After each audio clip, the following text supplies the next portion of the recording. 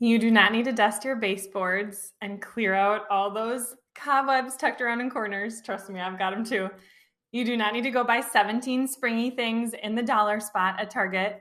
You do not need to finally get that one space in your house under control. You know, whatever that space is, I have them too. That one that makes you feel kind of ashamed, like I am sort of a slob.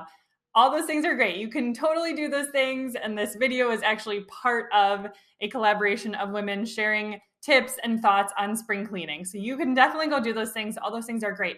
But you do not need to do those things to feel peaceful and joyful and light and free. You do not need a renewed and refreshed house nearly as much as you need a renewed and refreshed mind. Hey, if you're new here, I'm Diana, and for 7 years now, I've been a certified professional life coach working with overwhelmed Christian women on how to live life true to their values and to how God made them. And my other YouTube videos are proof that I love helping women change their circumstances, improve their house. All those things can be great.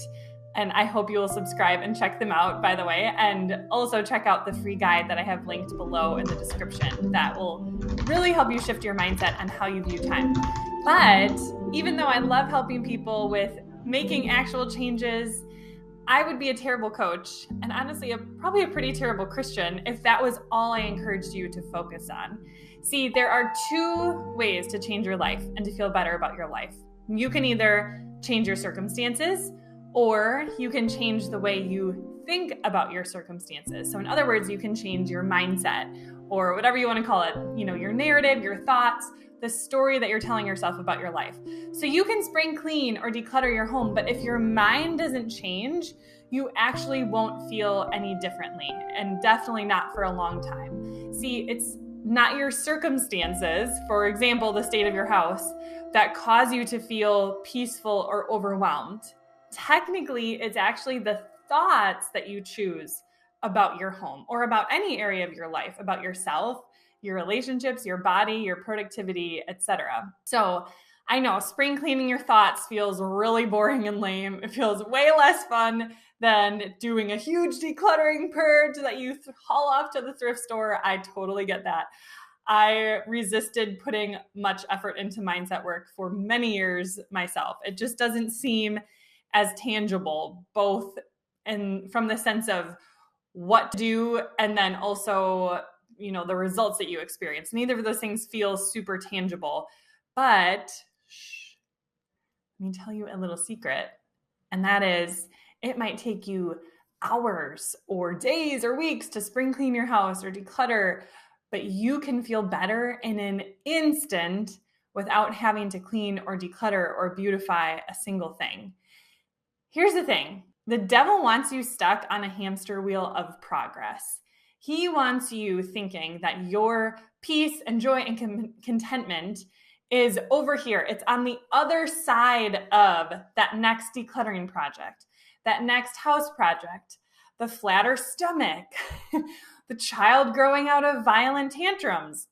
He wants you to think it's over there. It's on the other side of that thing that you need to accomplish first or that needs to change first, when really you have access to peace and joy and contentment right now. You can still make progress on your house or make progress on the things that matter, but you get to do that from a place of peace, not to achieve peace. I recently finished this amazing book by Jordan Raynor, and he says that while various experts will tell you that the path to peace is in implementing my system, he says, in Jesus Christ, we already have peace. So we work from that peace. We don't work for that peace. And we work as a response of worship. What a shift. And you know what? Honestly, no one needs this truth more than me right now. Truly, to be very honest, I am in need of some mental spring cleaning myself. The past several months have challenged me a lot in many, many different ways. And to be transparent, some days are a real battle for me to not feel defeated, to not get cynical, to not feel hopeless. On the days that I'm not feeling that way, which is, I'm just going to give up because there's too many problems, there's too much to do, what's the point? I often find myself on the other end of the spectrum, the other extreme, which is trying to achieve peace and trying to combat the overwhelm by doing more and working harder. And neither of those extremes are healthy, right? So at this point now in the video, we know that number one, we can change our life by either changing our circumstances or by changing our mindset. Obviously, you can do both, but those are the two options.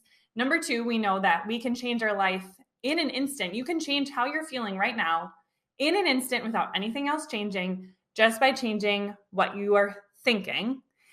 And number three, we know that as Christians, yes, we can totally work to improve and beautify our lives and the lives of others. And that is very glorifying to God.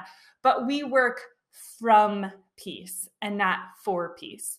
So how do we do this? How do we practically renew our minds? I'll tell you a little bit about how, and make sure you don't close out of this video until you hear the two very important rules that relate to how to do this as well that I want to make sure you understand. So I want to keep it simple for this video. To spring clean your mind, I want you to practice while you're listening to this video and I'm working through this with you. I want you to practice renewing your mind with just one thought. What's one negative thought that's been on loop in your mind that needs to be decluttered, that needs some spring cleaning? According to Jenny Allen's book, I would highly recommend this, by the way, Get Out of Your Head. She says, and she did a ton of research for this book, the average person has more than 30,000 thoughts per day. And a huge portion of those thoughts are negative. And the vast majority of your negative thoughts are thoughts that you are thinking over and over and over and over again on repeat. Okay? So think about what one of those thoughts is for you that you are thinking over and over. You might not even realize you've been telling yourself this. But if you can kind of trace back, okay, I've been feeling overwhelmed, or I've been feeling resentful, or I've been feeling frustrated, and then work backward from there. What is the thought that I've been telling myself that's been causing me to feel that way? I bet you can identify one negative thought. Here are some that I have struggled with lately, truly. I don't have enough time. I'm not doing enough. Or I'm not good enough. Or I'm not good at this, some version of that. This is my fault. Or he, she, they, it will never change. So when you tell yourself these things, you feel like crap. It doesn't feel good. I don't want to feel like crap. I don't want you to feel like crap either. So once you identify one of those negative thoughts that's plaguing you, I want you to fight. And yes, it is a fight to find even one thought to counter that thought that is even slightly less negative. It does not have to be a complete 180. Just something that when you tell yourself this new thought instead, it's going to make you feel even slightly less garbagey than you do now. So the two rules that I mentioned before that I was going to share with you are, number one, you don't have to respond to your negative thought with something that is wildly on the opposite end of what you're currently thinking. I want you to get there eventually, because wouldn't that be freeing and beautiful and bring glory to God if you could find a really, really positive thought to think about a situation right now that feels very negative to you. But you need to give yourself permission and compassion to even just move along the spectrum toward a slightly healthier thought. And the reason why you don't have to respond with something that is on the opposite end of what you're currently thinking is because of rule number 2, which is that in order for this to work, in order for the new thought that you choose to actually change the way you feel, it has to feel true to you. It doesn't matter if it actually is true, or everyone else says it, or everyone else says it about you, or the Bible says it. If it doesn't yet feel true to you, you may know intellectually it is, but if it doesn't actually feel true and really doesn't change the way you feel, then that's not going to help you right now. It's not going to help you yet. So you need to find something to think that does actually feel true, that does actually feel helpful, that does shift the way you're feeling even a little bit along the spectrum toward a more positive place. So if you haven't seen your dining room table in months because it's got so much stuff on it, or your garage has boxes piled up higher than you, and you have been shaming yourself and telling yourself that you're an incompetent homemaker and I should be able to stay on top of these things, do you think that suddenly telling yourself, I have the most beautiful house in the whole world, and Martha Stewart herself could never even produce a home this orderly, is going to help you? No, that's not going to help you. That's not going to make you feel any better, because for one, it's not true, and for another, it doesn't feel true. But if you tell yourself something like, and this is just an example, so you need to find something that's going to work for you, but as an example, if you tell yourself something like, I'm not the only one with a house that's not in perfect order. Or if you tell yourself, yeah, I would love to tackle that space in my house, and I will eventually if it matters enough to me, but I have been doing good, meaningful work raising my kids or serving others, and those things are more important to me than a tidy house. Can you see how that makes a little bit of a difference?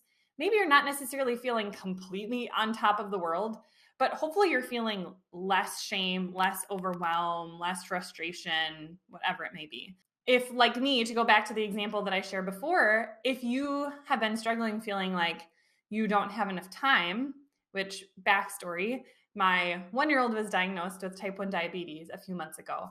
And it kind of feels like I'm in that phase of when you have another child, when you add another child into your life or some new big thing, and you're trying to figure out what your new normal looks like. And okay, I don't have as much time capacity as I did before. So what are the things that I'm going to be okay with dropping the ball on?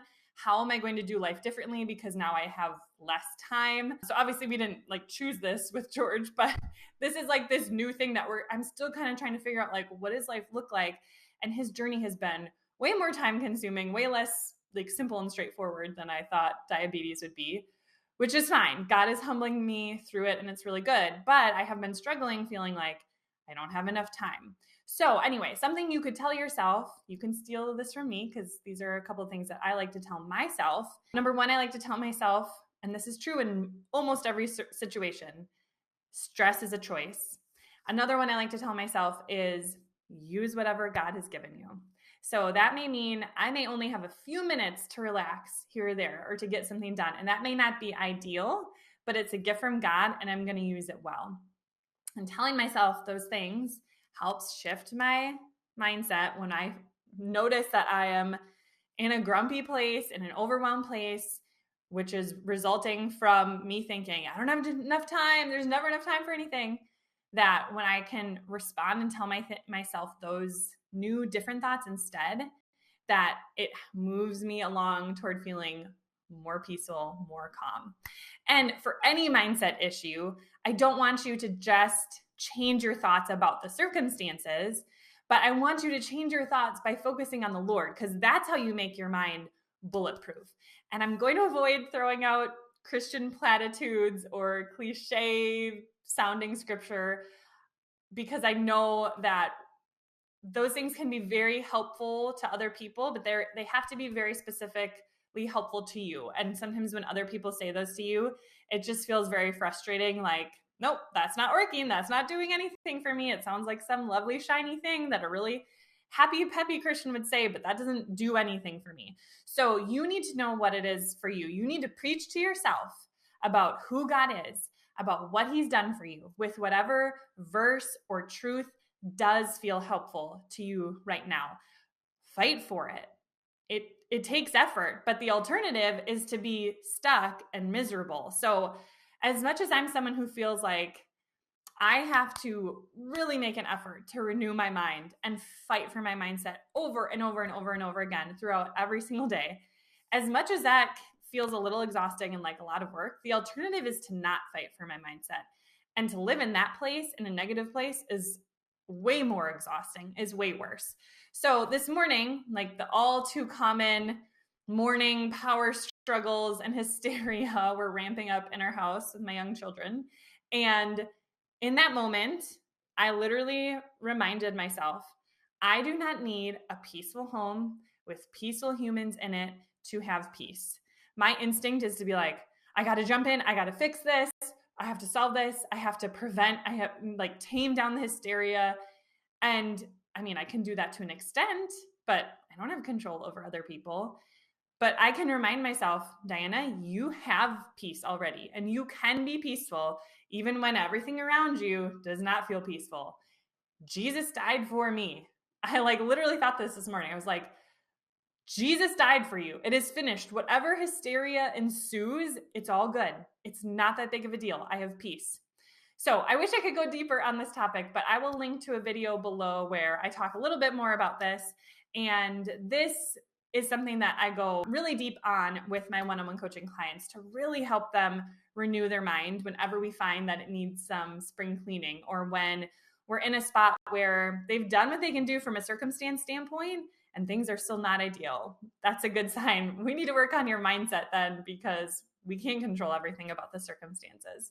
So before you go, I encourage you to, number one, subscribe.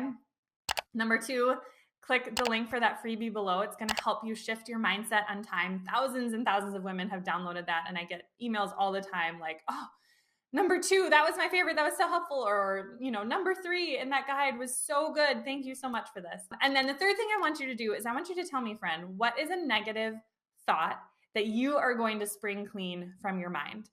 Share in the comments. Let's all share together. I shared some of mine with you. Be vulnerable and share some of your own. And I bet as you scroll through other people's comments, you will feel so not alone as you see other people are thinking this stuff too. And I can just imagine Satan's frustration as we are renewing our minds and as we are, in the spirit of Philippians 4, focusing on what is pure and lovely and admirable and praiseworthy. And it's going to be so great. So let's do this.